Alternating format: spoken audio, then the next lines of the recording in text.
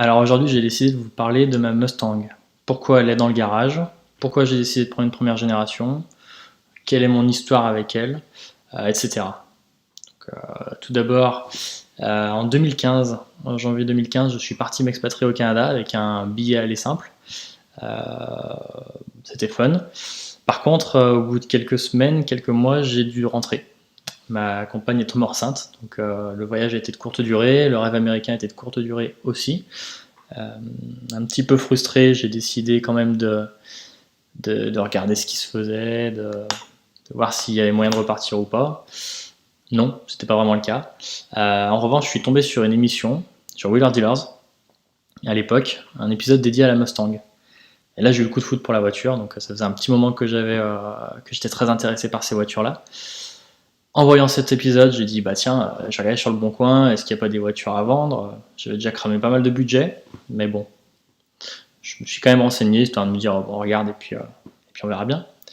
Effectivement, il y avait pas mal de Mustang à vendre, étonnamment, j'étais un peu surpris, et certaines étaient assez accessibles. Alors pourquoi?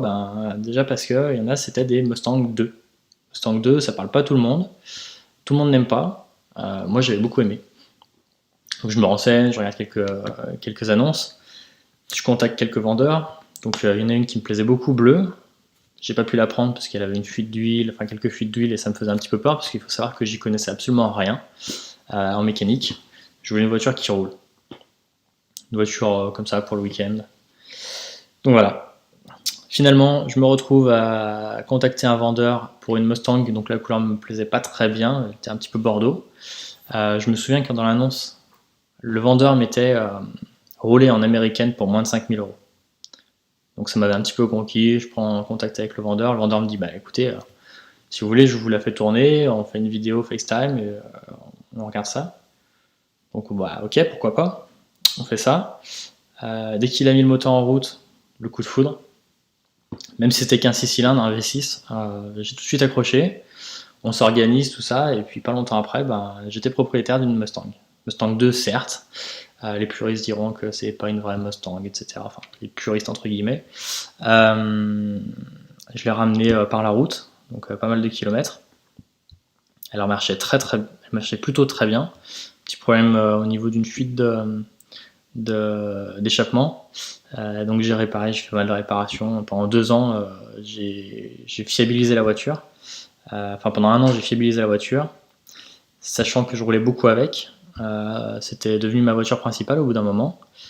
Et c'était un modèle Survivor, donc il y avait pas elle n'était pas customisée, c'était la peinture d'origine, les stripes d'origine, tout était d'origine, y compris la suspension au départ.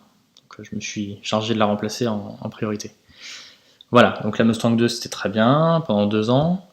Puis au bout d'un moment, j'en avais un petit peu marre, j'ai eu pas mal de soucis avec l'électricité, j'ai tout réparé, elle était fiable, mais voilà, je voulais passer à autre chose. Les Mustang de première génération et de cinquième génération m'attiraient beaucoup. Je me suis dirigé sur la cinquième génération et puis au bout d'un moment, j'ai eu le coup de foudre pour une première génération. J'ai dit allez, c'est parti. Donc là, j'ai contacté une personne qui m'avait été conseillée par une personne de confiance. J'ai vendu la Mustang 2. J'ai trouvé une Mustang sur Craigslist, donc en Californie, parce que je voulais en importer une. Après plusieurs vérifications ou pseudo-vérifications qui n'ont finalement pas été faites sur place, j'ai rapatrié la voiture. Et puis, voilà, elle arrive en janvier, février, donc elle arrive en décembre 2017.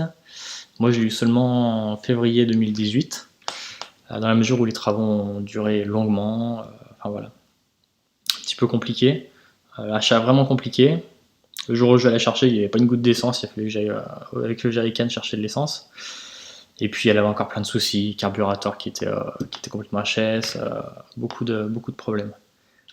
Mais j'ai quand même pu rouler un mois ou deux avec, plutôt pas trop mal. On a fait quelques entretiens avec les copains.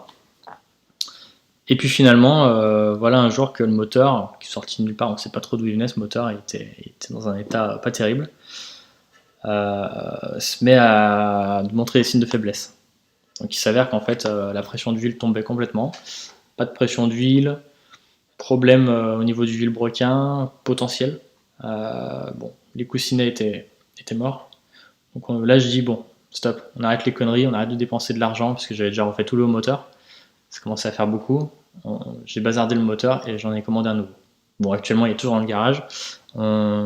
J'ai pas encore pris le temps de l'installer, mais du coup, de fil en aiguille, j'ai fait pas mal de nouvelles d'achats. Et du coup, j'ai démonté beaucoup de choses. Maintenant, il reste à remonter. Donc, on va essayer de voir tout ça ensemble.